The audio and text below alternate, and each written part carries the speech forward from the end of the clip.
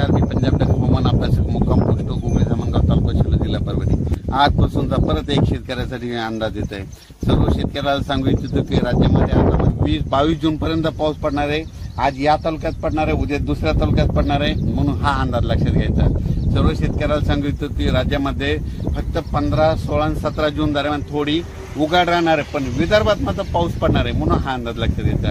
एकंदरीत राज्यात परिस्थिती बघितली तर राज्यामध्ये पश्चिम महाराष्ट्र,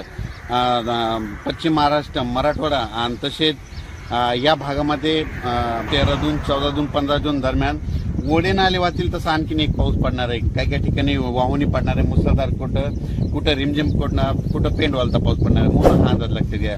विदर्भातल्या सर्व शेतकऱ्यांसाठी आनंदाची बातमी. विदर्भामध्ये आज 12 जून पासून आज विदर्भामध्ये बऱ्याच ठिकाणी पावसाला सुरुवात होणार आहे आणि त्याच्यानंतर विदर्भामध्ये देखील पाऊस वाढत जाणार आहे आणि विदर्भाची शेतकऱ्याची पेरणी देखील ह्या 20 तारखेपर्यंत सुरू होणार आहे, म्हणून ही विदर्भात शेतकऱ्याची आनंदाची बातमी. ओल जर नसले तर पेरणीचा निर्णय घेऊ नये, म्हणून ही देखील लक्षात घ्यायचं.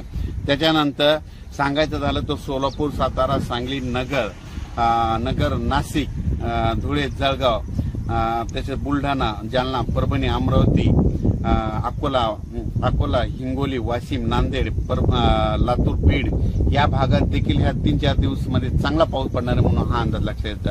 अचानक वातावरणात बदल झाला तर परत एक मेसेज दिला जाईल. धन्यवाद.